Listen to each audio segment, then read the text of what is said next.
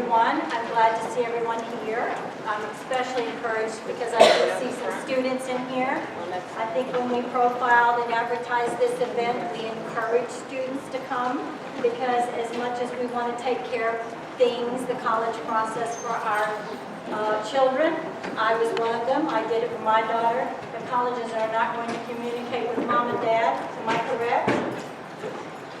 They're going to communicate with your son or daughter.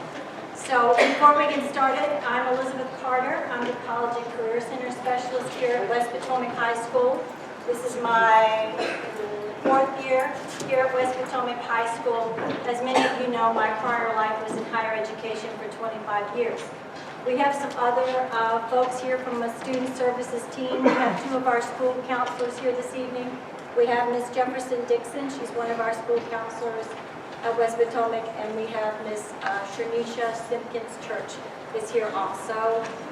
Ms. Castro, who is here, she's in the other room with the college rep who's delivering the college presentation in Spanish.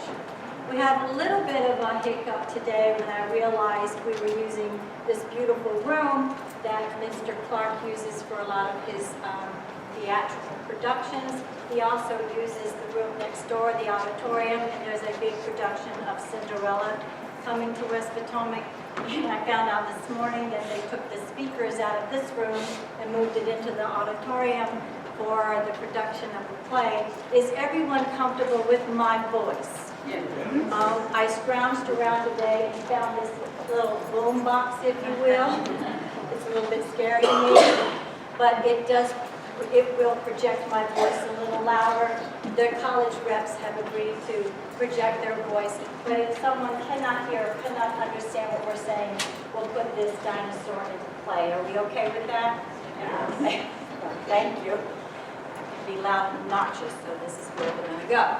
All right, once again, thank you for coming. I'm so excited about tonight's event. There are a lot of things going on in the college admissions world, as we all have heard about, read about, so forth and so on. But it's a process that's ever-changing, and as much as our students want to think it's a vanilla process, it is not. Colleges do different things. They use different platforms. The purpose of this evening is for you not to leave here knowing every little single thing you need to do. Our guests are just going to briefly go over some of the aspects of the college admissions process. I will introduce them. They're going to get up and give a little talk about a certain aspect of the college admissions process. I know there will be some questions that we want to have answered. If we could please, for the sake of everyone's time, once all of the speakers have presented on their topic, we will certainly have time at the end for like an open mic dialogue with questions and answers. We will also be available after the whole presentation in case some of you have any more personal information or questions that you may or may not have. Myself, the counseling team, and the reps will be down there for everyone to ask questions. Does that sound like a nice plan? All right, so first of all, we have the college search. So lots of noise about that. I mean, how do you do that? So I have someone here who's going to talk about making the most of a college visit and finding the right fit. You know, we have spring break coming up, we have the summer. Now's the time, it's like going shopping. You know, you want to try what schools on for size to see which one might be a good fit for you. I have Elizabeth Dugas. She's the regional recruiter here in Virginia for the University of Alabama, one of my favorite schools, Roll Tide. So she is going to present on making the most of a college visit and finding the right fit. So I'll let Elizabeth take the thing.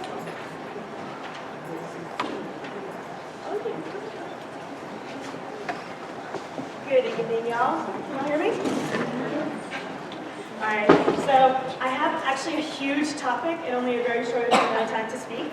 So even though I am from the deep south, I am not going to sound like a southerner, so I'm going to talk really fast and try to squeeze it all in. So thank you for bearing with me. So my topic, making the most of the college visit and finding the right fit. And the thing is that those two things are intertwined. Your ultimate goal is to find the right fit for your student. And I do mean for the student, I don't mean for the parents or the neighbors or the bragging or anything like that. I mean the student's right fit. And the right fit is not always the school that you're going to expect. It's not always local, although it very well may be right here in your backyard.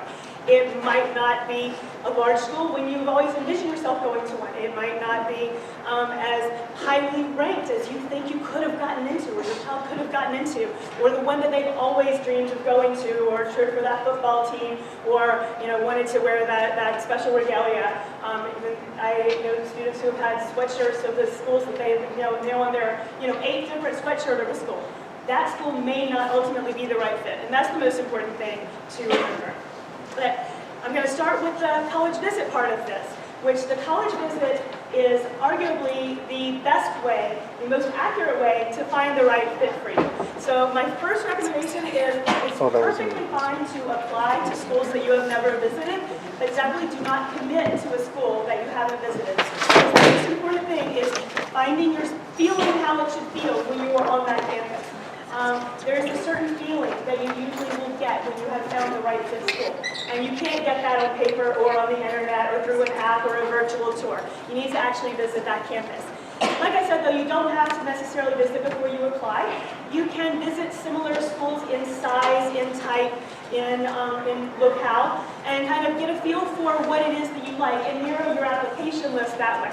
But again, I don't think you should deposit at a school that you haven't visited.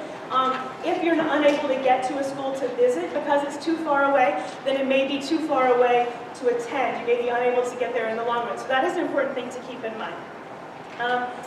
You would definitely want to know how the campus feels, ideally on a day that the students are in session, where a regular class day. It's better to visit when they're not in session than to visit not at all. So if your only option is a Saturday or over the summer or over spring break, well, that's okay. That's still definitely better than nothing. But your ideal campus visit is when the classes are in session, so you can see the regular hustle and bustle of campus, see the campus makeup, how the students interact, do they seem happy, does it seem like you could fit in here? Don't be afraid to talk to students who aren't your tour guide. The tour guides are also great wealths of information, but they're a bit programmed. They kind of know what to say, they're very polished, they're rehearsed, they're kind of perfect. So it's okay to ask them questions, but also feel free to talk to students who aren't the tour guide. They're going to be less programmed.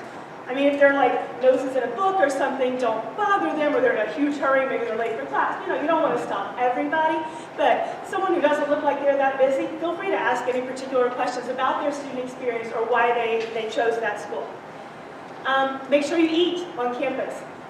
Eat in the dining hall or one of the other options on campus. Many of our campuses have things like Chick-fil-A or Subway or things like that. You want to see how they can accommodate any dietary needs that you have, and just make sure they're going to have the kind of options that you're going to feel okay eating every day for 4 years. Hopefully it's only 4 years. So, make sure that you eat while you're on campus.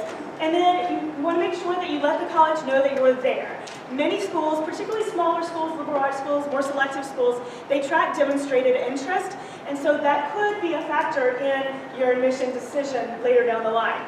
Most large schools aren't going to track that, but it's still good to make sure they know you're there so that you can get the best experience, and ideally in advance. You don't want to just show up on campus or call on Thursday afternoon, I'm going to be on campus tomorrow, can I get a tour, can I sit in on a class? It's probably too late at that point, especially if it's spring break or a holiday or next to an event where a lot of people might be visiting campus. It might be too late for them to accommodate you. So ideally plan ahead and let them know you're coming. And like I said, the most important thing is finding fit. So I'm going to brush through this part. These are some factors to consider when finding your fit. And everyone's factors are going to be a little bit different. Things that matter to you may not matter to you as much. So again, keep in mind it's a very personalized individual decision for the student. The things you might want to consider. Geography. That's the #1 decision why people choose their colleges. It's geography. But that encompasses many things. It's how far it is from home. It is also the type of environment that it's in, whether it's more urban, rural, suburban, whether it's nearer to the beach or the mountains, or whether it's a colder climate or a warmer climate, how it is to get there. Those are all aspects of geography, and like I said, that's often the most important, but it may not mean as much to you. There are certainly people who apply to colleges in California and New England simultaneously.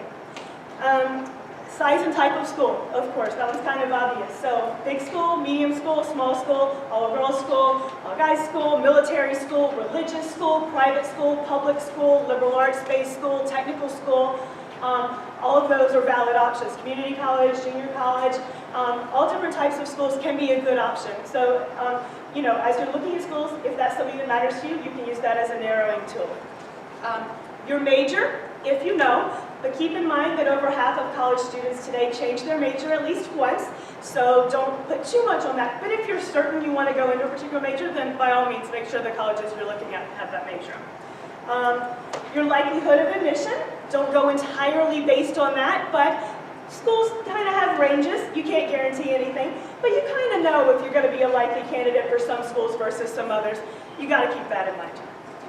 Cost, but similarly to likelihood of admission, don't just look at the sticker price. It's not just an automatic, it's tailored individually, so it's not just what the sticker price is, it's what it's going to be for you. So your likelihood of getting a scholarship to some schools may be different than to some others, or likelihood of getting a good financial aid package may be different at some others. So that one you might want to consider in conjunction with likelihood of admission, because some schools where you're very likely to get in might also be likely to give you a scholarship, and that could make it a better value for you. Key activities on campus, depending on what you're into. If you're into marching band, you want to make sure your school's going to have that. A cappella, Greek life, athletics, football team, whatever it is that matters, make sure they've got that. And then student support, that often gets overlooked. But a lot of schools are really strong with supporting students, sometimes with students with special needs in certain areas. There's certain programs that are geared towards those that are better at some schools than others. Or just overall academic support, from tutoring to time management help to career services, internship placement, things like that. That's definitely something that you want to make sure to look at as well. And that does really often get overlooked. And I want to leave you with the most important things not to look at. Number 2 is where your friends and family went or are going, and that includes your significant other. You don't pick a college because your boyfriend or girlfriend is going there, or because your parent went there 30 years ago. It might have been the right fit for them. That does not mean it's the right fit for you. You know, that's a reason to look at a school. And, you know, your parent knows it, so it's a reason to go visit, certainly. But that's not the reason to choose the college. And then the number 1 reason not to choose a college is the U.S. News and World Report rankings. They are complete and total crap. Do not read them. Do not use them. They're games. They don't tell you anything about your individual experience. They're useless, so throw them out. Thank you.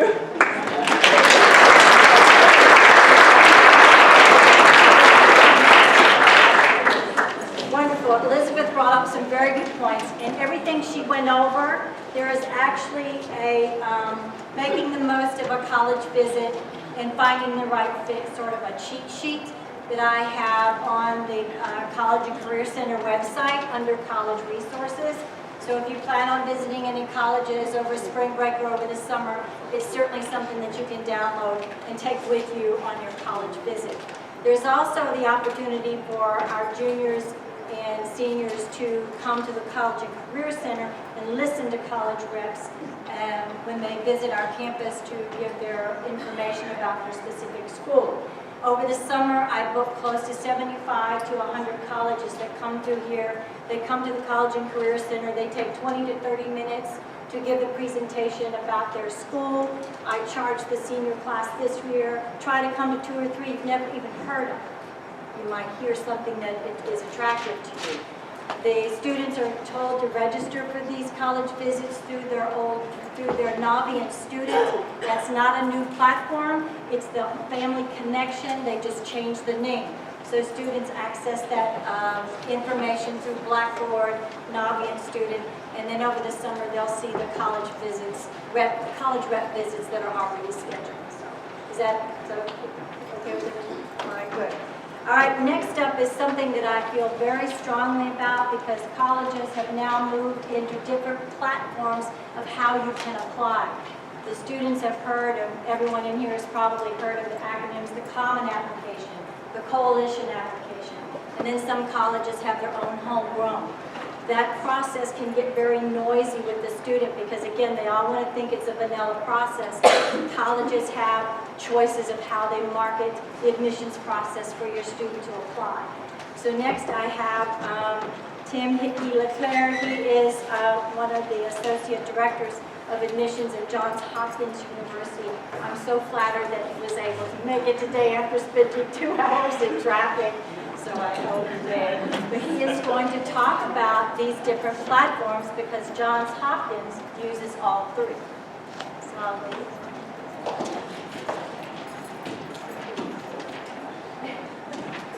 Hello, how's everyone doing tonight? That was surprisingly enthusiastic. My name is Tim Hickey Leclerc. I am one of the associate directors at Johns Hopkins, and we do in fact use 3 different kinds of applications. We accept the common application, the coalition, and something called the universal application, which is very old school and very few students will use, so you can probably strike that one from your vernacular. And so Elizabeth talked a little bit about coming up with a list of colleges that are a good fit for you, sort of crafting that college list using visits and a lot of factors that really resonate with you. And so once you've determined what colleges you want to apply to, you need to figure out what application you're going to use to do that. Probably the most common way students are going to apply to a school is through the Common App. There are 737 schools on the Common App, so most of the places you may be considering will utilize that Common App. However, and this is probably going to be relevant to quite a few of you in the room, there are some notable exceptions to that. Schools that are using the coalition application, about 140.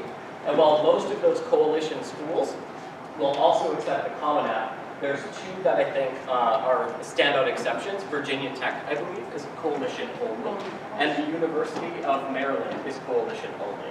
And so for those of you looking at those schools, the coalition is going to be something that you'll have to submit regardless of where else you choose to apply. And the one caveat I want to give is, even though these applications allow you to apply to a high number of schools, that doesn't mean that the application process for each of those schools is the same. You can apply to 10 different schools using the common application. The deadlines might be different. The components that they're asking you for might be different. There are some schools that will have really extensive supplements that you have to submit in addition to that Common App, whereas other schools will have no supplements. And so even if you're going to be only using one of those applications to apply to your colleges, you have to do your homework and understand what are the deadlines and the requirements that those schools might be asking of us. And there are 2 really big differences, I believe, between the Common App and the Coalition. I think one is that the Coalition application has what's called the locker. And so this is an opportunity for you all throughout high school to actually take assignments you're proud of, projects, you can add videos of performances, and save those in the locker. There's a couple of schools that will actually look at those materials and evaluate them as part of the admission, but most schools will not actively look at those. What I do think is exceptional is that that gives you the opportunity to actually go through old work that you have submitted and try to see, why did I think this was significant? Have I grown since then? And you can actually look at the ways intellectually, culturally, socially that you've evolved throughout high school. And that can be really powerful fodder for those application essays and for submitting that application. The one downside for the Coalition application is that not every school that uses it has an additional information section. That means there's no opportunity beyond your essays and the letters of recommendation to write or submit materials about yourself. On the Common application, that additional information section has an 800-word limit, which means you can include all kinds of things that you believe aren't adequately being captured by the college application process. And in the admissions office, admissions counselors, our job is essentially to make context, put your application into the context that produced it. So understanding what is your high school context, what is your family context, what is your geographic context, and recognizing that it's not just the level that a student succeeded to, but it's the distance they traveled to make it to that point as well. So for us, we can't do our jobs if we don't have all the context. So if you believe that there are financial considerations, political considerations. I read a student the other day who actually had his parents flee Syria because of the war, which interrupted his high school education. That's a big deal, and we want to know about that. There are students that have been homeless. There are students that have significant home responsibilities, where they're taking care of siblings, where they're working part-time. There are students that are grappling with health issues, that have changed their ability to focus on things, on their ability to do extracurricular activities. Those are all things we need to know. And if you feel like there's no easy way for you to incorporate that to the application process, the Common App additional information section can be fine. But if you are choosing to apply with a coalition application, it's good to reach out to your college and see if there's another way that you can submit that information. And then the final way that you can apply is that even though many of the schools you're going to be looking at will fall either on a common application or coalition, there are a small handful that maintain their own application system. Some of the most predominant examples, MIT, Georgetown, University of California system. You have to apply using their system and their database. And while it could be easy, I think, for folks to use the same essay or application, that you've done for the Common App or the Coalition to apply to these schools, the reason they're maintaining their own application is because they only want students that have done their homework and are thoroughly interested in those schools. And they've used it as an opportunity to really craft those essays and questions to get at the information they want to know about you. So essays that you wrote for another school or something that was very different and built with a different intent are going to paint you in the most positive light that you could. So if you are choosing to apply to one of those schools, definitely put in some time and energy to really understanding what it is they're looking for, what the culture of those places are, and making sure that you demonstrate that through that application process. And then the final piece that I want to say is that there's a lot of pressure for students to apply to more and more and more schools. Except if you've done your homework, you've done your research in advance, you've worked really closely with your college counselors to come up with a really adequate and accurate list that represent the full range of possibilities, there's no need to apply to more than 10 or so. And so that is the most that I tell a student that they should be applying for. And if you do want to apply to more than that, it shouldn't be any more. So definitely do your homework in advance and then reduce the amount of work that you're putting in to that application process. It's all about finding a college that's a good match for you academically, socially, financially, and not about sort of prestige or collecting awards. The more tailored the approach, the more successful you'll be in the long run. Thank you guys.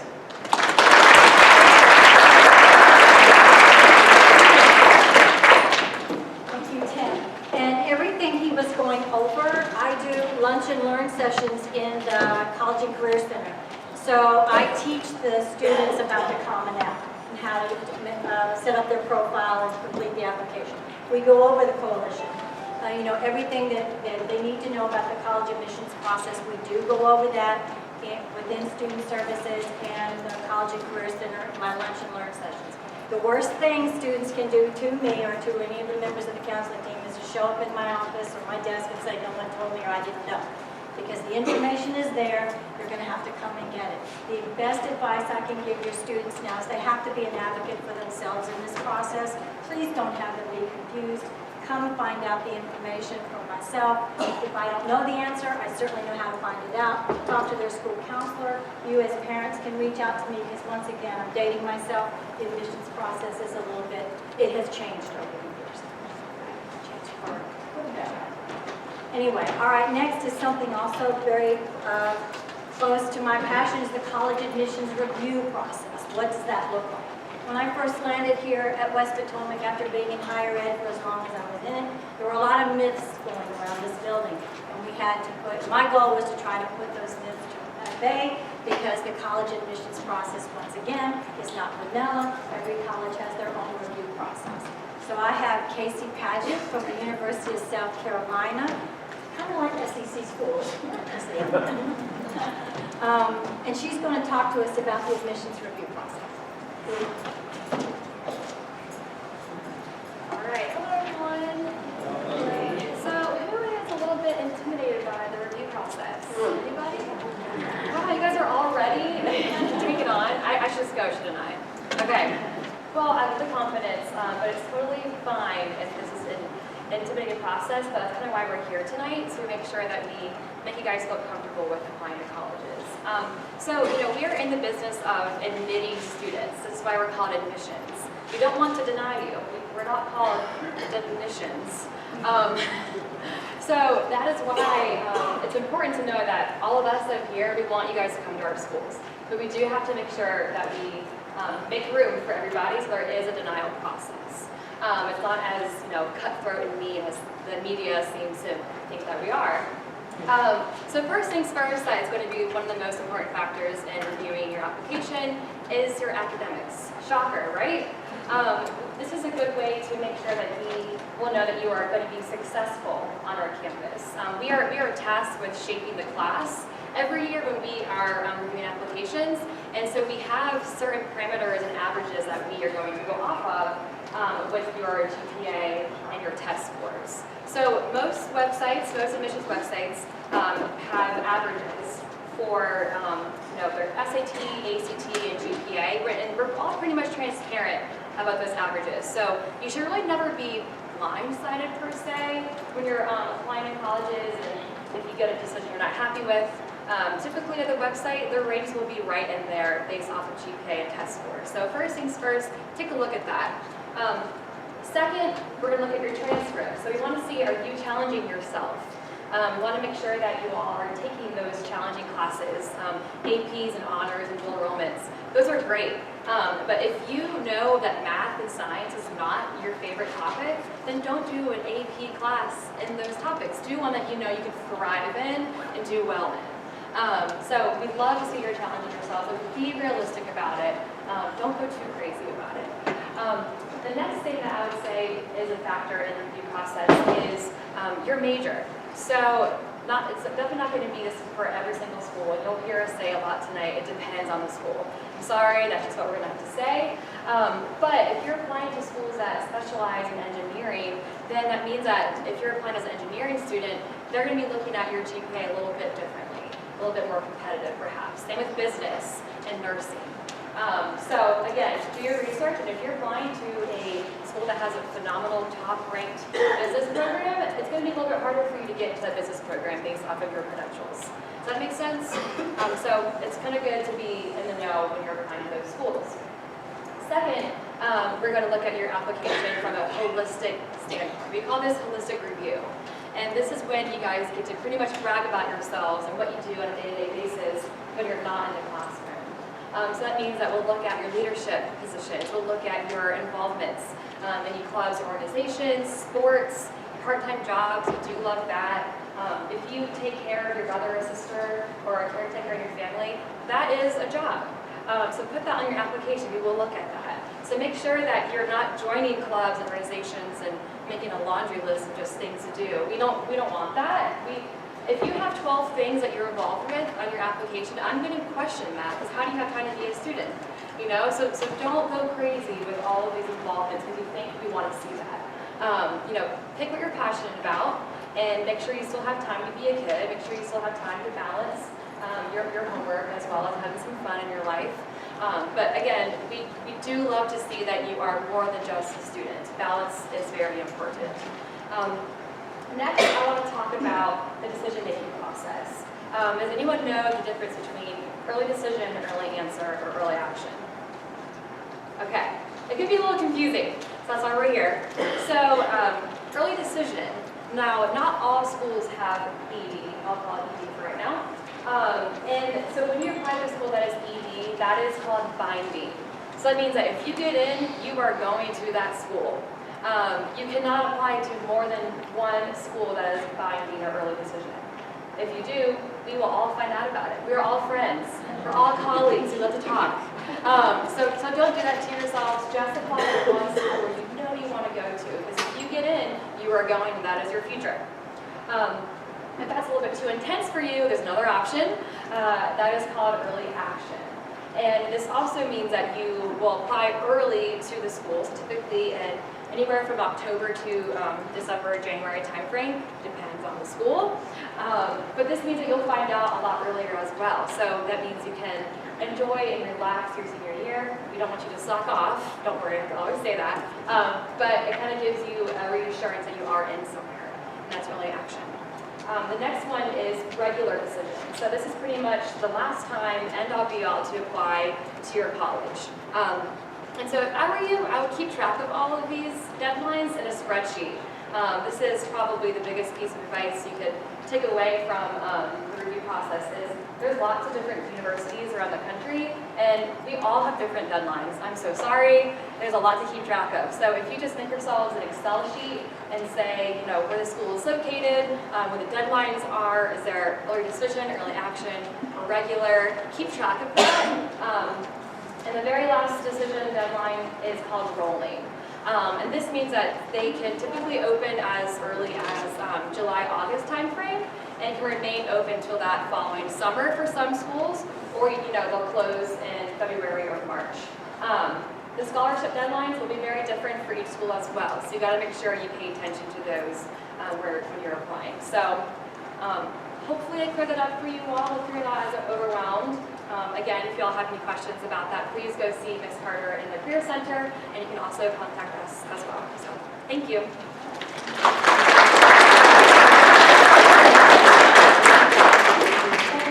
And remember that, again, what she talked about, the college reps, when they come to the College and Career Center and give their presentation on their specific school, these are questions that your son or daughter can be asking. What does their admissions review process look like? So that they know. And she's correct. Typically, if you were to look at a college's website, you go to the admissions page, you put in the search box, freshman profile. It'll pull up data for you and give you the profile and academics data of the class that they just admitted. So it kind of gives you an idea of where your son or daughter might see their chances of being considered for admissions into that college. All right, next we had one of our representatives had a little emergency. She's not feeling well, so she wasn't able to make it, but I think Kyle will be able to sum up everything in his presentation. Kyle Dobre is from the Richard Bland College of William and Mary, and he's going to talk to you a little bit about the junior college option for students.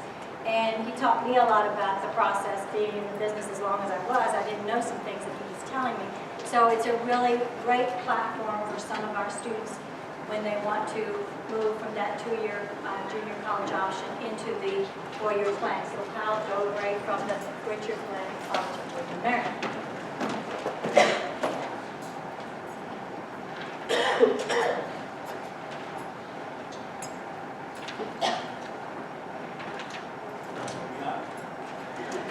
Wait, hold on, I believe that.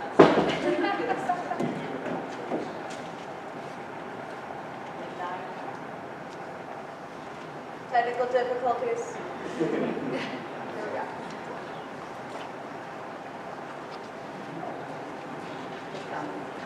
Excellent. So here in Virginia, we're fairly lucky that we have not only do we have a great number of four-year institutions, but we also have a really solid community college system. NOVA, our local community college, does a great job with our two-year degrees and serving this local community up here.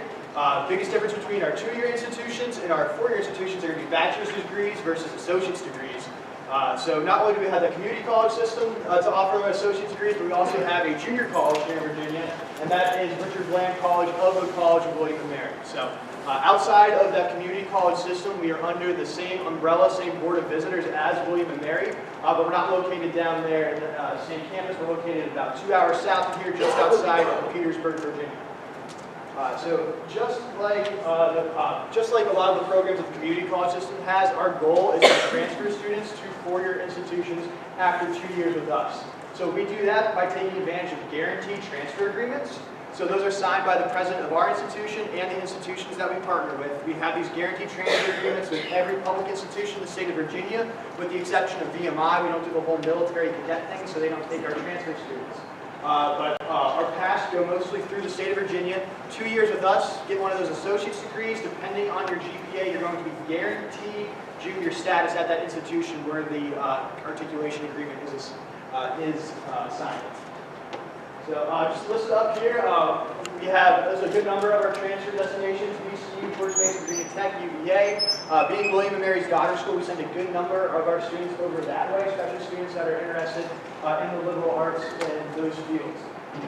One of the biggest benefits of coming to Richard Bland or the community college beforehand is obviously you're going to save a good amount of money per credit.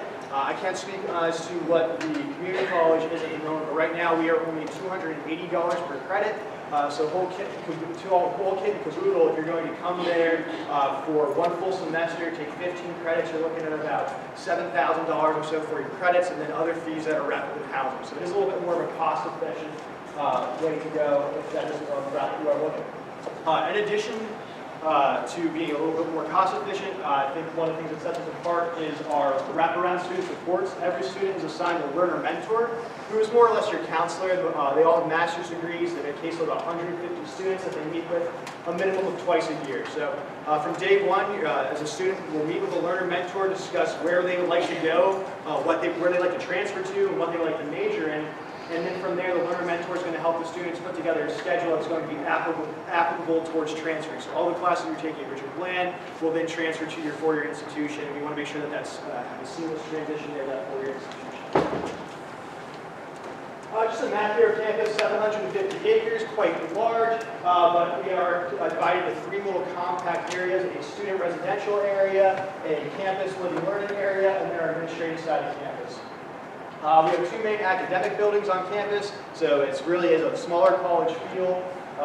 No running around between classes. Average class size on campus is actually under 20. You avoid any sort of lecture halls, which is a pretty neat if you're trying to get some face-to-face time with your professor there. Our professors, all 80% of them are full-time at Richard Bland and all have terminal degrees in their field. Or over 80% have terminal degrees in their field, excuse me. So that's the highest degree available to them in that field. And then the biggest thing I think that sets us apart from the community college system is the ability to live on campus. Like I said, we're about 2 hours south of here, so students from here do have the option to live on campus, have room for about 500 students on campus. And those students, the majority of them, over 400, live in suite-style housing, which is a little bit different than your traditional dormitory-style housing. So within that suite, you'll have 4 bedrooms, 2 bathrooms, living room, kitchen, washer, dryer, all furnished right in there.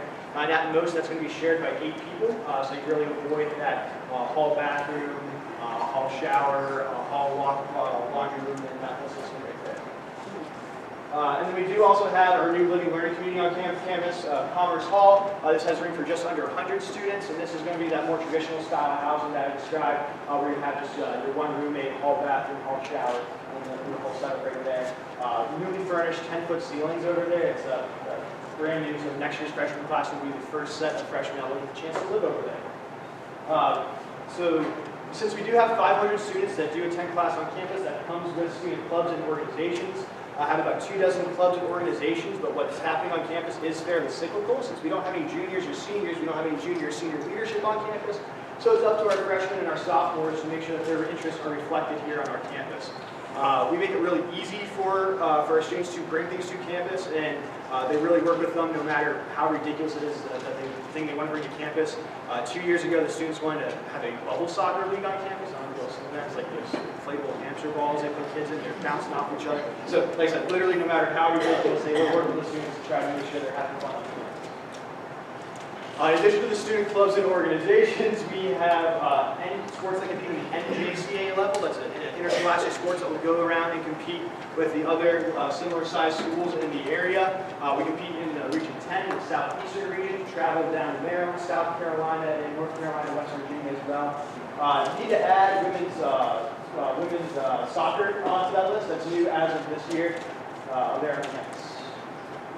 And we talked a little bit about the review process. At Richard Bland, we do a holistic review, starting with your academic transcript. That's the first thing that we look at. And we do most of our holistic review in breaking down your core classes that you took, paying a lot of attention to progress and how you challenge yourself throughout your time in high school.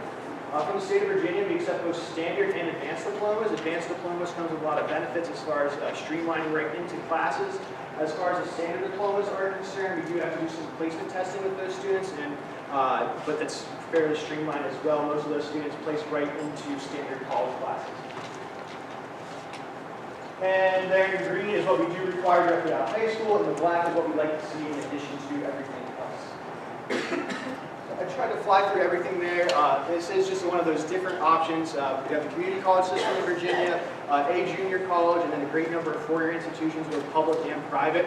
And then they already covered my big soapboxes. Make sure you go check them all out, get on campus, and see what's the right fit for you.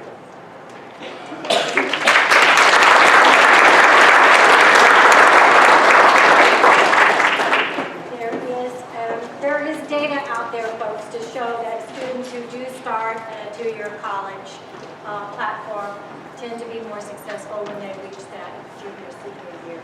But, you know, economically speaking, it is a little cheaper way to pursue your academic path. Of course, we all have choices, and what's best for the student, they certainly have options. The reasoning for bringing all these platforms to you all is so that your students know about all of the options. There is, and I think Richard Bland has it on their website, Northern Virginia Community College has it on their website. If you go to their main page and put in the search box the guaranteed admissions agreements, you can see there's like the template there for the big schools here in Virginia, what your son or daughter needs to take at their school in order to transfer and have that guaranteed admission seat at that four-year college. So it's very transparent out there on their website. If that's the path that you want to take, it's certainly the right way to go. So next we have Bess Kay. She is a representative for the Apple Tutoring Services. She's going to go over the SAT and the ACT. Hi everyone, you guys are going to see my super nerdy desktop.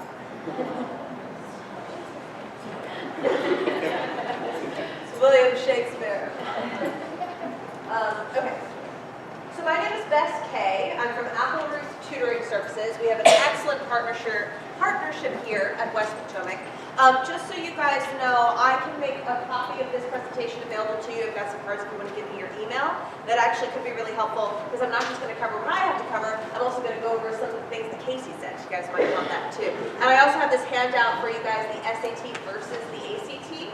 So what I'll do is after the question and answer session, I'll set that up over on these stairs here. You guys can come over.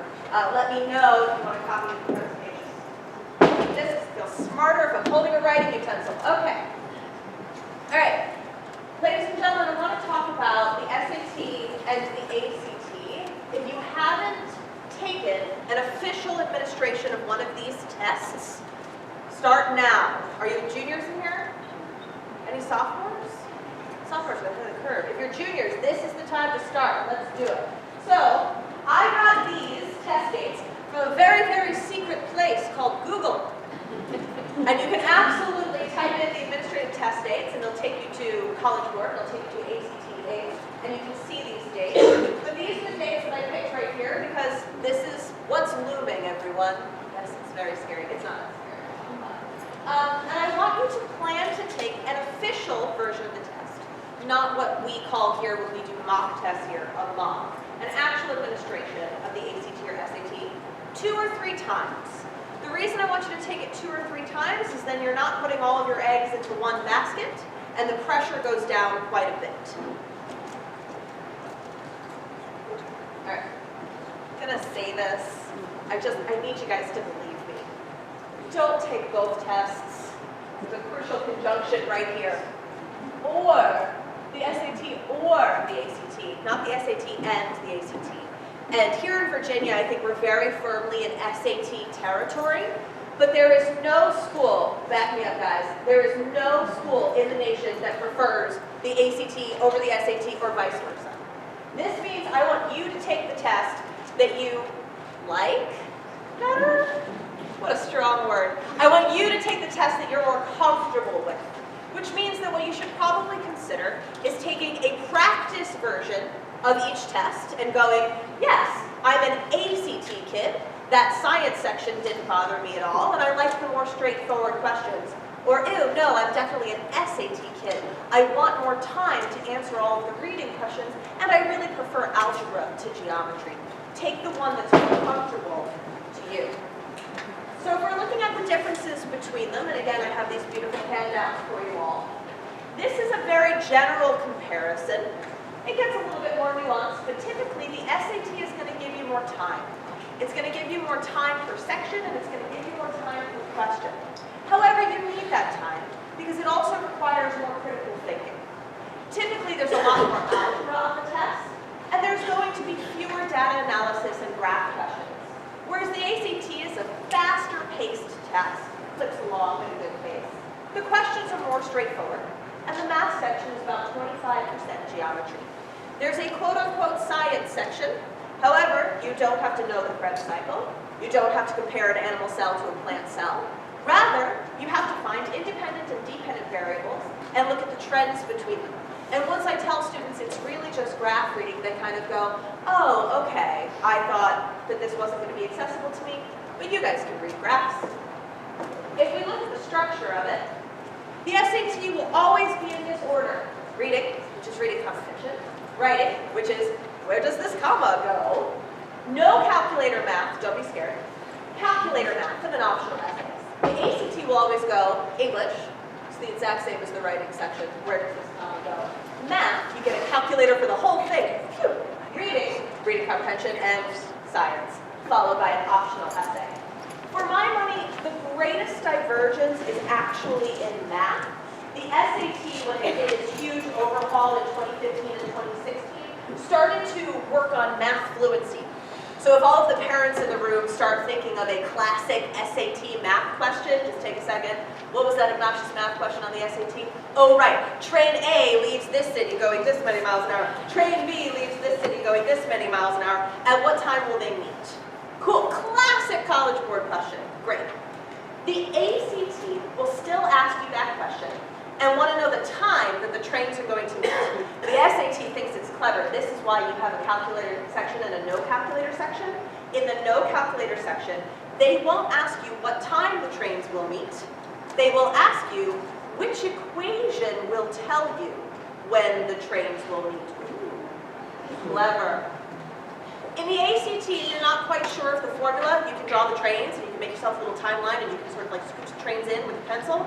But on the SAT, they're looking for that math fluency. You're like, that scooch the trains in with a pencil. Yeah, I'll draw that. I'll draw that crap up in there. Totally accessible. Cool. All right. So I just want to reiterate some of the things that Casey said. Early decision versus early action. Early decision is binding. Early action is non-binding. Why am I talking about this now? Because I want you guys to feel very comfortable with the testing timeline.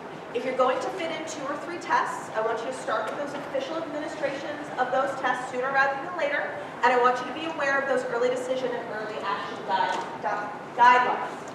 This quote is directly from William & Mary's admissions page, and I want you to be aware of this as well. While financial aid packaging and William & Mary will not be affected by applying early decision 1 or 2, William & Mary has 2. Those are over. Students who choose to apply early are making a commitment to attend William & Mary without having the opportunity to compare financial aid packages from other institutions. So I want you to be aware of that when you apply early decision and early action, it changes the timeline for your financial aid packages. Here are some of the dates. I pulled from Virginia State schools because here we are, but know that schools are going to be different. James Madison doesn't have early decision. It does have an early action deadline of November 1st and a regular decision deadline of January 15th. So you can kind of take a look at this and how yours is also have early action. But Virginia Tech and William & Mary have both. Please be aware of these deadlines.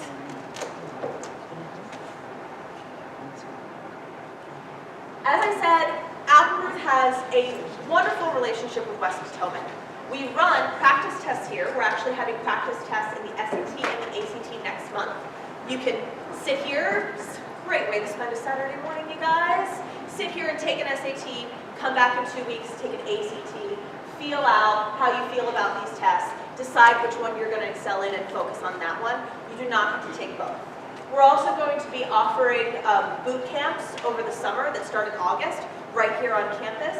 Please do take advantage of those. Those are actually really, really great for taking the test once in your senior year. Absolutely an option. Guys, this is not a test of whether or not you're a good person or a test of whether you'll be successful in life, I promise you. It is just a test of how well you do on the test on that day. Absolutely. And parents in the room, oh my gosh, it is not a test of whether your kid is going to live in your basement for the rest of their life. It's really not. Before I leave you, I'm almost done. I just want to reiterate that there's no such thing as a good score, right? A good score is the score that's going to make you competitive with the schools on your list. That's what you're looking to do. It's a 1600 and an A, they're not the same. You just want to show your best self. You want to put your best self forward to these schools. And these schools want you guys. It is an admissions process. I like that. So please, Take them seriously, but it is not the be-all, end-all. I believe in all of you. Thank you.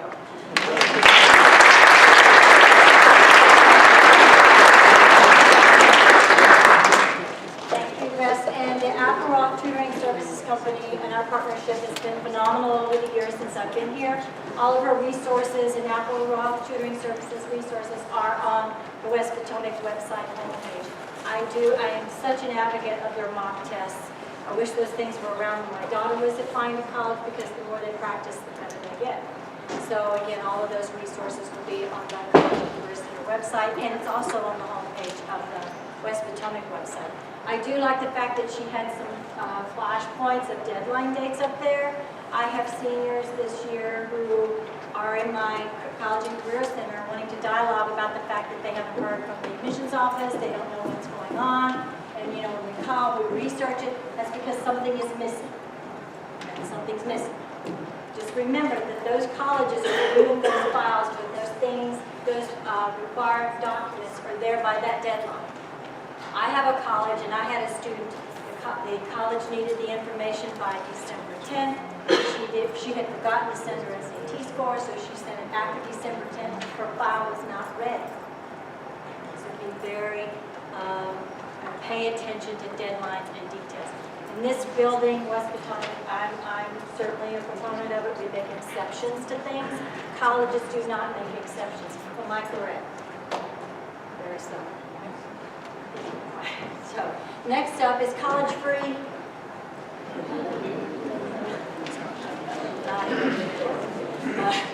Contrary to what the students think. I have a colleague of mine, I was a financial aid administrator for a very long time. Jimmy Major is from Northern Virginia Community College. He's going to talk to you a little bit about the financial aid process and scholarships. Once again, everything about financial aid and scholarships, I teach the students in the College and Career Center. So they have no reason not to understand it or what to do with it, because we do it in the College and Career Center. So you have a resource here in the building. So Jimmy Major from Northern Virginia Community College will talk to you about it. I don't have a PowerPoint, but I have a very professional sticky note here for you. A lot of financial aid, I don't want to miss anything. So financial aid is more of an umbrella term, right? There's a lot of different types of funding you can receive from financial aid. So when I say financial aid is grants and scholarships, which you don't pay back. There's loans, which you do pay back. There's a work-study program, which is kind of like a part-time job. Generally, when people think of financial aid, though, they think about free money. So that's what I'll start with. When you're applying for financial aid, you're looking for free money for college, generally it falls into two buckets, right? There's need-based money, and then there's merit-based money. So need-based money is based off of how much you need it. So it looks at things with family income, your household size. Generally, the more you need it, the more likely you are to receive it. Merit-based aid is based off of what have you done to deserve it. So when your parents are telling you, students that are in the house tonight, good grades equal money, it really does equal money. So it looks at things like your SAT scores, or GPA, or class rank. So it's two different types of funding there.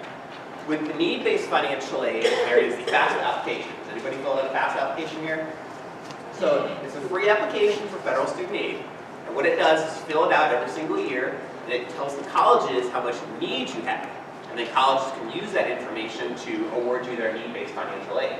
So everybody here is a junior, October 1st. Mark that date down. October 1st is when the application for financial aid opens up. So with financial aid, a lot of money runs up very quickly. So it's to your advantage to get your financial aid done early. Because a lot of the different types of funding I'll talk about, it runs up quickly. And some of it might be first come, first serve. So if you're one of the first students to get an application into that school, you meet any priority deadlines they might have, and you get first come, first serve funding as well, which can be very important when you're looking at your award letters. The FAFSA application for eligibility have to be, or the student has to be a citizen or an eligible non-citizen. So that's permanent resident status, asylee, or refugee status. Doesn't matter what citizenship status the parent has, it's only the citizenship of the student. It'll look at your income, it'll look at your family size, it'll look at savings, assets, all that kind of stuff. Put it in there, and then it takes that information and sends it off to the school. So as soon as you submit your FAFSA application, you can see something called EFC, which stands for Expected Family Contribution. So I don't want to get too technical with this, but this is what the schools will use in order to see what kind of funding they can award you. So The EFC, or expected family contribution, it's basically what the Department of Education thinks you have set aside to pay for college. So if your expected family contribution is, let's say, $50,000, college looks at that and says, okay, this student has about $50,000 that they're already going to be putting towards college, so we'll take that into consideration. If your EFC is 0, that's a good thing when you're looking at free money, because that's the college saying, okay, you've got nothing coming into this, so now we can try to load you up with free money. Does that make sense? The way colleges can award your financial aid is if you take the college's cost of attendance, and so for cost of attendance, you can usually find it on any college website. You can just go right to their tuition and fees. Cost of attendance would include tuition, room and board, if you're doing a meal plan, books, living expenses. They'll have that listed right there for you if you're a full-time student. Take their cost of attendance, they subtract your expected family contribution, and that puts you at what your unmet need is. So if college has, let's say, a cost of attendance of $50,000 a year, if your EFC is $10,000, it means the college can award you up to $40,000 in financial aid. Does that make sense? So that type of financial aid is not necessarily all going to be free money. It may be a combination of loans or a couple different other things. But that's where colleges can kind of find out how much they can award you. So they can't award anything above that amount. So after you fill that out, you send it off to colleges. College is going to start getting you your award letters. So what you see on your award letters is very important. Because like I said, there's different kinds of financial aid. So for grants, when you first submit your FAFSA application, there's only one grant that it's going to tell you you're eligible for. It's called a Pell Grant. It's a big federal grant that's out there. It's strictly based off your EFC that you get, and it's going to be the same no matter what college you go to. So if it says you're eligible for $4,000 a year, that $4,000 is probably going to go to any college. It's not really going to change. What makes the big difference is institutional money. So this is money coming straight from the college that the college has set aside to give for students. So grants can come from the government. That would be that Pell Grant. There's state grants. So if you're going to, like let's say a Virginia school, there's Virginia grants. There's a Virginia Guaranteed Assistance Grant. There's a Commonwealth grant students can get when they're going to Virginia. And then there's this institutional aid. You'll find that some schools have a lot more money to give away than other schools. So initially when you're looking at tuition prices, you might see, hey, this state school looks pretty cheap. I think I want to go here. When you get your award letter, you might see that that state school necessarily doesn't have as much money to give away as some of the private schools, which are much more expensive. Some of those private schools have tons of money to give away. So you don't necessarily want to shy away from a college just because it's too expensive, especially if you've got really good grades, because that can make a really big difference when it comes to some of that merit-based money. So if you look at that, some colleges might have separate applications they want you to fill out in order to divvy up their institutional money. There's a website called the CSS Profile that goes to the College Board website. That's another website that a lot of private colleges will use, and a couple of state schools use it too. That application, I think, is very basic. They'll really get a good look at your financial situation, but they do that because they really want to get an idea of what you can afford and what you can't afford, and that's so they can divvy up some of that institutional funds too, which can make a really, really big difference. I know in Virginia, UVA will do it, William & Mary will do it, and then most of the private institutions will do that as well. So you get your award letter, that's what you're going to look at as well. For scholarships, scholarships don't always go off the beat. So scholarships can come from anywhere. Scholarships can come straight from the college you're attending. Scholarships can come from outside organizations. They can come from the high school, the county. I know Fairfax County has a great program set up for that as well. Scholarships from the college you would find on your award letter. If you were applying for outside scholarships through the high school or the county, that's not something you might necessarily see right away. Because it could be a scholarship you could apply to any college, if that makes sense. So when you get your award letters, it could be specific scholarships, maybe through the college's admissions department or through their financial aid department that you're eligible for. Most colleges do a pretty good job of listing on their financial aid section on their website what different scholarships they have and what you need to do to get those scholarships. For example, somebody transferring in with a 4.0 might be automatically eligible for a certain admission scholarship. Boom, here's $4,000 on your award letter. So when you're first looking at award letters, that's going to be that top notch there that you really want to look at and pay attention to. Award letters are going to start by saying, our college's cost of attendance is this. Here's the gift aid we can get for you. So gift aid is the free money. After that, they're going to start going into the other types of funding they have. So student loans, most people do not get excited about loans as they do with grants, because loans you do have to pay back. So a loan, you would see something on your award letter, doesn't necessarily mean you have to take it though. So award letters, you look at them, you kind of decide what you want to do with it. Student loans, they do go in the name of the student. Some colleges might have loan programs for parents too, so that also might be something you see on the award letter. And they'll do a pretty good job of explaining, like, this is a parent loan if you do want it, this is a student loan if you do want it. You'll see something on there called a work study. So when you're doing your financial aid application, it'll ask if you're interested in a work study program. Work study is basically just having a part-time job at the college. So if you check yes for that, the college would assign you a job maybe in their admissions department or giving tours or athletics or whatever department that matches up best with who the student is. And then the student earns money to pay for tuition by working it up. So for loans and for the work study program, they call that self-help. Self-help aid is basically aid you're paying back or you're working to earn, if that makes sense. Like I said, all of the award letters can look quite different when you start getting them in. I brought some sample award letters that are just as confusing as the ones you start getting from the colleges. They do a pretty good job of breaking down some of the verbiage you might see in the ordering as well. The big thing about the award letters, you want to look at what your potential bottom dollar is. The bottom dollar, remember, that could include a bunch of things you don't want, such as loans or a work study program. So you have to kind of evaluate it and really understand what you're being offered. But it can make a big, big difference depending on what college you're going to do. Some of the things that we talked about earlier, as far as early decision, early admittance, that can impact your financial aid. Sometimes a student that is applying for early decision might not get as lucrative an award letter as somebody who's applying for regular, just because the college might not be trying to entice that student as well. It really just depends on the college, and all colleges have different processes. You'll see a lot of deadlines for financial aid. Usually start coming up around March 1st, some are as early as February 1st. Early decision might be even earlier than that. That's why it's important to get things done early. And always check with the college just to see if there's additional websites they need or documentation they need from you. Once you do financial aid, a lot of times the college wants to do some follow-up on that just to make sure the information you put on your application was correct. So they might ask you for tax returns, things like that, just to verify the information.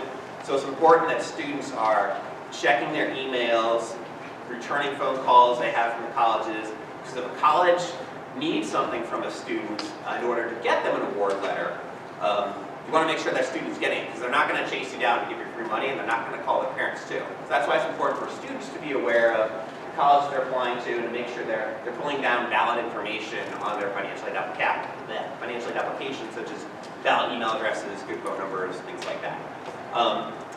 FAFSA application isn't open now, like I said, October 1st, but you can get a preview of what you might be eligible for. There's two pretty good resources. If you Google net price calculator, some colleges will have it right on their student website where you put in some pretty basic information about yourself. Maybe our family makes this much a year, we've got a brother, a sister, got a GPA of 3.5, and it'll tell you your cost of attendance for the school and what your bottom dollar cost will be based off of the information it has about the school. That's one way to get a pretty good idea. You can also do what's called a FAFSA forecaster. It's like a fake FAFSA. So you're putting in your information, but it's not sending it off. It just initially gives you what your EFC, your expected family contribution is, based off the information you put in there.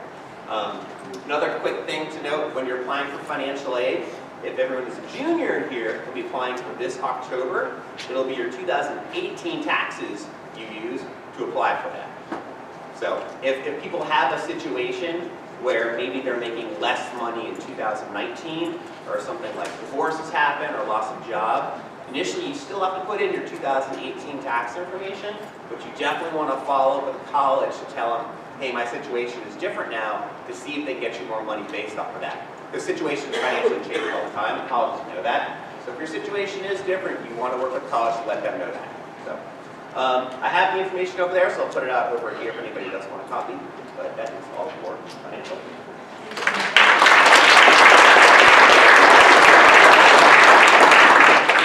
Yes, financial aid is very near and dear to my heart. I offer a plethora of opportunity in the College and Career Center for parents and students to come in and complete the FAFSA with my eyes reviewing it, since that's what I've done. I did for so long before landing here at West Potomac.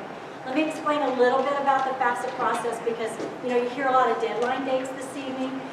Financial aid offices will have priority filing dates. There's a reason for that, because they have different buckets of money.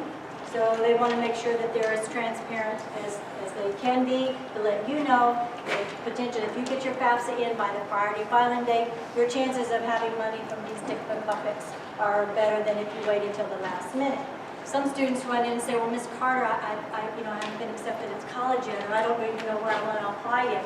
That's okay. When that FAFSA is launched October 1st, please don't go out there and do it tonight. You're doing the wrong one. This class, their FAFSA is not available until October 1st. So when that FAFSA is out there, students, parents go out there, do the FAFSA.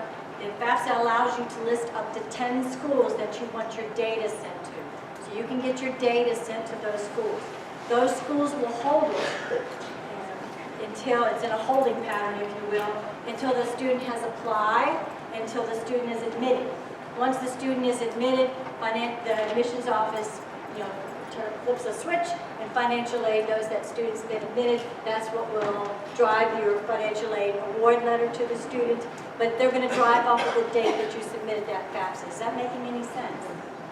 So it's important when you're looking at deadlines for admissions, you're looking at deadlines for financial aid, and I don't mean to scare you, but the colleges will also have different deadlines for their scholarship money. As he alluded to, merit money is a little bit, merit would mean academic money, talent-based money, if the student has a specific talent, they'll all have different deadline dates. We're not throwing this information out there to make you panic. We just want to give you a nice overview of the process, what it looks like. You have a wealth of knowledge in this building. We have a counseling team that's very strong. Please don't be confused. Don't be afraid to ask questions. Communication is key. When I landed here, communication was almost too much of it, to be honest with you. But we get, emails from everywhere. My College and Career Center newsletter I send out once a month. If you're not getting it, please figure out why. And it's also on the West Potomac homepage because it's full of useful information your son or daughter needs in relation to the college admissions process. I also give the junior class the opportunity to write down a code so I can text them. Because the little buggers don't read their emails, so I say I'll text them because they always have that phone in their hand. So I text them when there's something important going on, a deadline date or something they need to know about the admissions process, financial aid, or anything important going on in student services. I will also have, student services will have a Google Classroom set up. So any documents we have, we'll put into that Google Classroom. So again, the information is there. So please don't be shy about it. If you see something that you need to know about, ask about it. We certainly are willing to give you the best that we can. I hope you've enjoyed this evening. Let's give our guests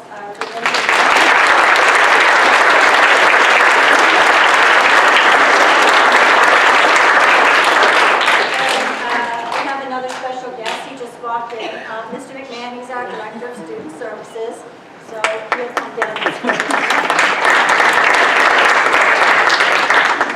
Good evening, everyone. It's so great to see so many folks here, and thank you for coming out and helping us. I apologize. I'm in a grad class this spring, and of course it's Tuesday evening, so I just raced back over from George Mason. All that needs to be said, I know has already been said. So again, if any questions come up, don't ever hesitate to reach out to our team here. And thank you again for being here. And we want Mr. McMahon to make grade, so we Oh, and the survey. Oh, the survey, yeah. On your way out. Piece of paper. But before we leave, I promised an opportunity to propose questions to the panel. Does anybody have any questions that would be a benefit to the group that you would be willing to ask? Yes, sir. If I could have you stand up and we'll try to. I think this is for the attention lady. Diversity and in-state applications versus out-of-state applications. You're nodding your head. What are you asking?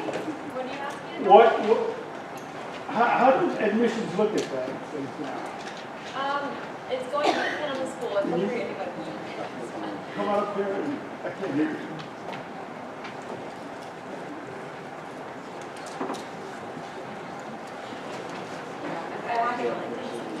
So you're asking for in-state versus out-of-state, and what they look at as far as applications go? Well, I mean, it's been in the newspapers in various places where out-of-staters get. She's right that it depends, but said, it's, Yeah. I mean, Virginia schools typically try to keep somewhere in the range of 40% of their students from out of state at a maximum. It's going to be different for different schools. In North Carolina, a state school is only allowed to have 18% out of state, 82% in state. At Alabama, we don't have a maximum. That's set by state law. We don't have a maximum at all, so we're 2/3 out of state. So it's definitely going to depend on the school and the state that you're looking at as to whether they consider your geography in the admissions process. And just remember in the beginning I said admissions website, search box, freshman profile, that data, they're usually transparent. So that data would be on the admissions website, the percentages of out-of-state students they admitted as opposed to in-state. Yeah, and for private colleges, especially highly selective ones, so at Johns Hopkins this year, we've received over 31,000 applications for admission. Those are coming from all over the world, all over the United States, every walk of life, every academic interest. And our goal is to craft as diverse and as dynamic as possible, in part because we believe that we're moving towards a globalized society, one in which people have to interact with people who look, sound, believe, and think very differently from the way they do. And so we want to ensure that we're crafting an admissions a class through admissions that is as diverse as the world around us and gives students an equal opportunity to learn just as much from faculty as they do from one another. So for us, we very much value diversity in the application process, socioeconomic diversity. This year, we're aiming to enroll over 16% Pell-eligible students. Well over 20% of students at Hopkins are first in their family to go to college. We have over 35% students of color on our campus, and so we have all 50 states and about 100 different countries. And for us, that diversity and that complexity is something that we're actively striving for as a value of the admission process. What he means by Pell-eligible students, that's a federal grant.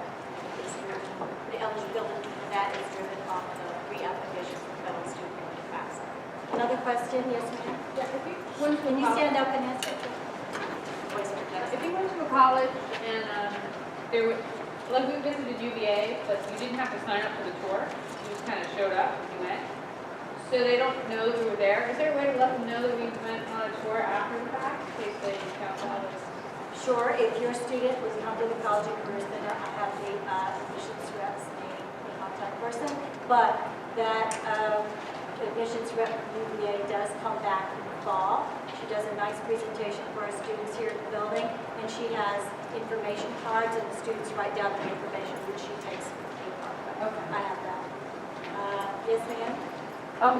What if a student wanted to take a year off in between high school and college? What is it more advisable to apply and try to defer a year, or just to wait the year and then apply?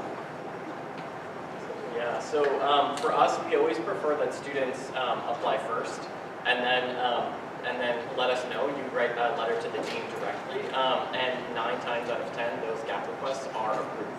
And the reason for that is oftentimes students who take a year off, they're able to decompress after a really difficult 4 years of high school before they jump into college. And often we want them to use it to build life experiences that will lend complexity to that college experience and help them mature a little bit. So unless you say, I'm really just excited about sitting on the couch playing video games, drinking soda, it's almost entirely going to be approved. The one exception is that there are a small number of schools that will have deadlines for when you need to submit that gap year request by. So just pay attention to each school's individual policies. For the most part, apply if admitted right after you decide to enroll and matriculate, inquire as to what that gap year process is, and follow it with any deadlines that might be included. And some schools, especially if they are rolling admissions, will only allow you to defer one semester, not that entire year. So make sure when you're deferring, you know you're deferring for whether you're deferring for a year or one semester. And just the one thing I forgot to add is 2-year gap year requests are generally not approved by most schools unless they are for military or religious services, in which case they generally are. And typically, or for us at least, if you even take one college credit class during that gap year, you will have to reapply essentially all over again. So you have to make sure you are still a freshman. Traditionally, that means you cannot take any class from any college in between that time. Otherwise, you'll be deemed a transfer student. Which means reapply and you're not eligible for freshman scholarships. For those of us who have lucrative freshman scholarship programs, you might be losing a lot of money. Might be. Case by case basis. Yeah, and I would just be contacting the different schools. Another question? Oh, yes. There you go. Yes, ma'am. The optional essays on the SAT are in the ACT. So, who reads them? Do they get read? Are they just as important as the individual essays that you write for their application? Okay. The question's about the optional essay on the SAT and the ACT. Overall, these are probably going away. So I'm so sorry to the students in here who have younger siblings. It is entirely possible that younger siblings are not going to have to take them at all. To answer who reads them, they are not a part of the overall score of the SAT or the ACT. So the SAT is out of 1,600. The optional essay does not factor into that at all. The ACT is out of 36. The optional essay does not factor into that at all. Who reads them? People hired by the College Board and the ACT. It's usually high school English teachers who need like a little side hustle. It's great. And they read them and they give them a score, and that score is separate. The colleges don't read them. They only see the number. So they are nowhere near, I don't want to say nowhere near as important, but they're not, unless the college says, yes, we need to see the essay, they are just not as important as that individual statement or any essay that you put on the college app. Does anybody want to add to that? Yeah, it doesn't even, we have a dashboard when we evaluate applications in which all of the application information populates, GPA, test scores, and we don't even see the essay score, and we certainly don't look at the essays because they don't even get sent to us. Yep, and the reason that they're probably going to be extinct is because when you register for the test, it does cost a little bit more to go ahead and take it with the essay because it's extra material, it's extra time to grade, and a lot of colleges don't want to penalize students who maybe can't sign up for the essay.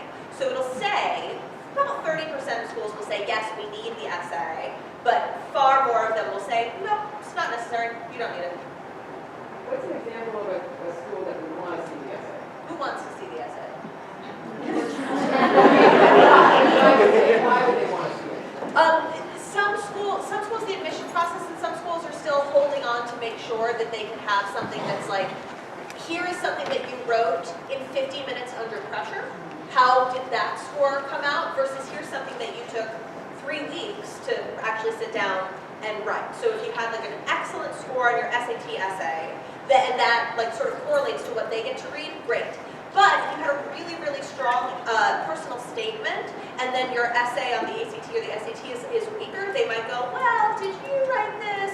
Or did your astrophysicist mom write it? You know, something like that. So it's just a little bit of comparison, and some schools want to see it. Most schools will look at, for the holistic review process, will look at the personal statement or essays on the Common App or Publish App. So that's kind of more of like a writing sample is when they ask you to write a personal statement. Any other questions? Yes, ma'am. Maybe you can tell us a little bit about pushing reciprocity schools and surrounding states. What do you mean? If we say the program, anywhere in the college, say in West Virginia. That's academic common market, and that will be found on the college's website. If you look under the registrar tab and you put in academic common market, that'll pull up that information. And it's really based on the school, and they participate with that. In the major. In the major, yeah. That over the years has kind of morphed away a little bit. It's not as popular as it used to be. I do know that there's a couple of schools in West Virginia that don't participate in academic common market anymore. So if that's a school you're looking at, make sure you work with them. Pull that up. So, and I can help you find it. Or I can find it. Any other questions? Yes, ma'am. I have 2 questions. Talking about deadlines, letters of recommendations, which students start looking to get letters of recommendations from teachers, professional people that know them. And the second is when you're looking for things, where do they look for merit-based scholarships? I can talk to the first one. So the study services, the counseling team will provide the juniors with what we call a summer packet.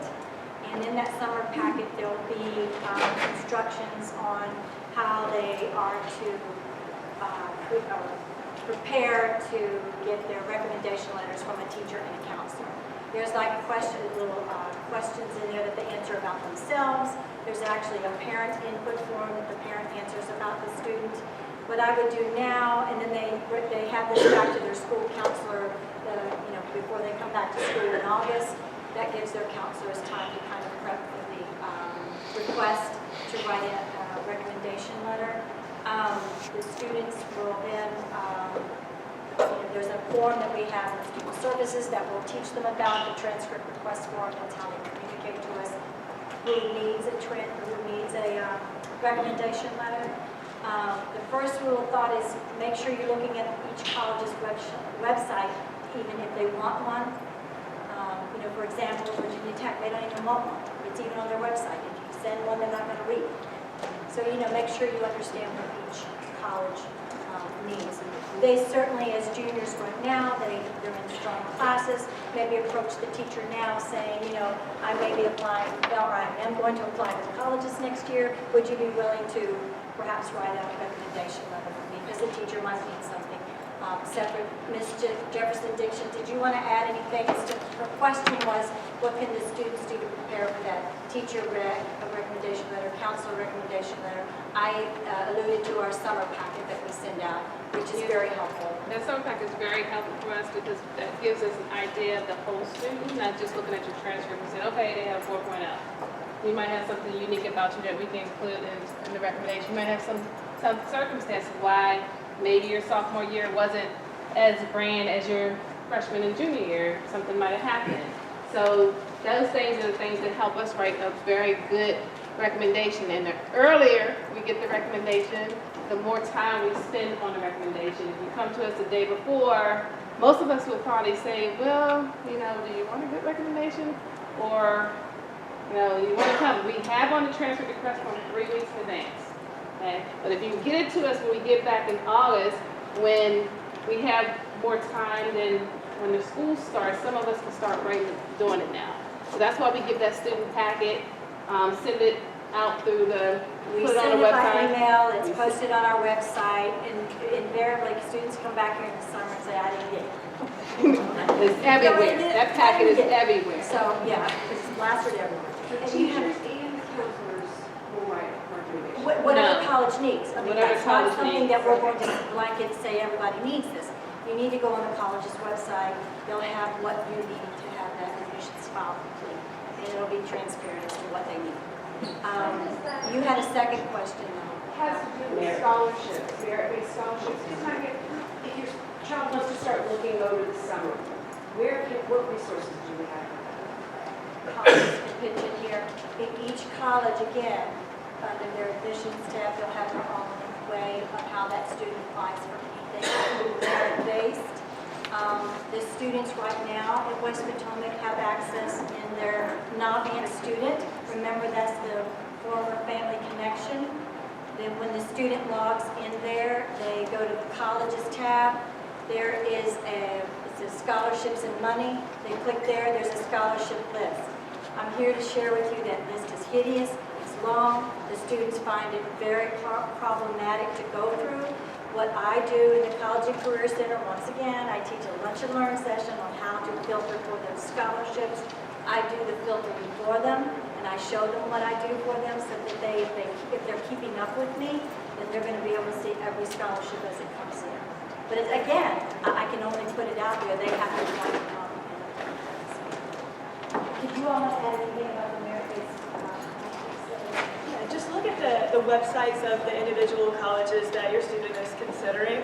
And then some more general, like external sources, scholarships.com, fastweb.com, myscholarly.com are some of them. And then I know you had a wall up. That was what I was talking about. I also have on the College and Career Center website, under college resources, there's a scholarship tip sheet there. There are some websites that I use, the students used when I was at George Mason, and they were very successful in finding scholarships on those search engines, and I have them on that scholarship tip sheet. So we can take a few more questions. I want to be respectful of everyone's time and our presenters. I'll go over here. Yes, sir. What importance does the schools put in the percentage of students they offer admission to that accept? And what percentage of a typical freshman class do you fill up with early decision and early action versus regular? What happens in your mind about that process that we can figure out how to make our mind up? Yeah. It's going to be a little bit different at every school, but yield is always something that schools have in the back of their mind. And yield is when you make an offer to a student who's been admitted, are they going to attend your institution or not? And the problem with students applying to so many colleges now, it means if they are going to 10, they can only say yes to one, so they have to say no to 9.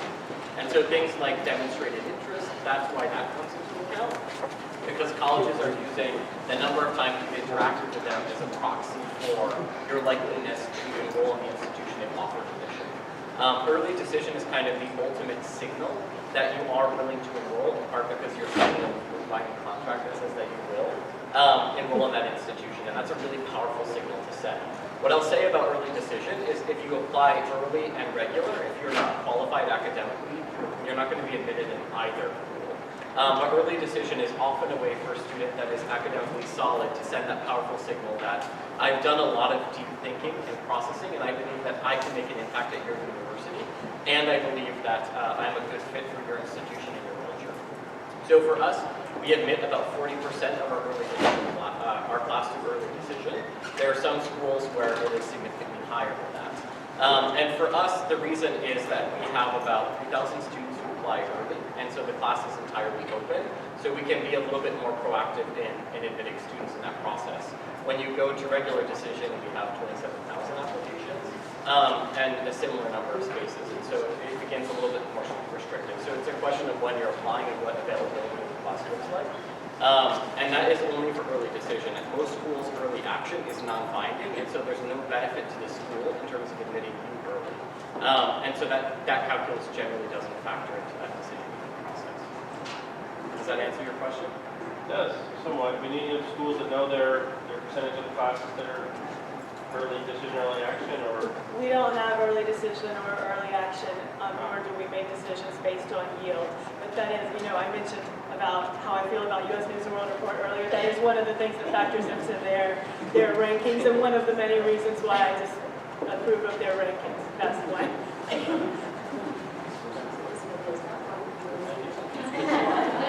Yes, ma'am.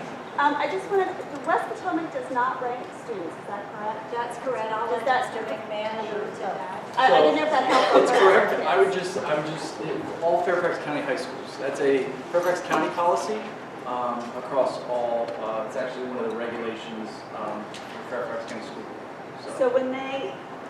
So how do colleges know how our students fit in their population at their school? We get the profiles.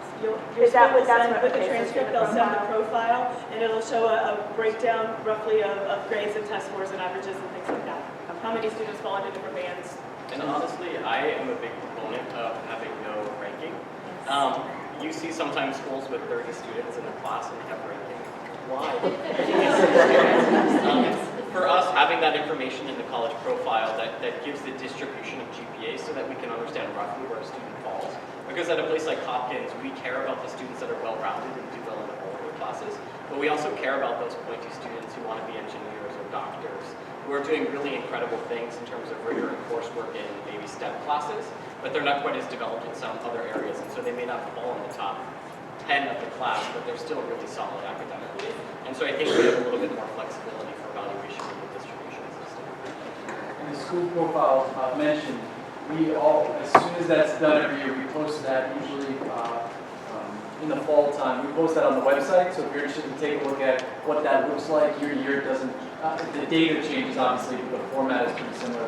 You can go on the website and in the little menu under student services, there's college profile, so you can see what we say. Thank you, everyone. I will leave it at give everyone a goodbye. Safe travels home. I hope you enjoyed this evening. I will be here at the college register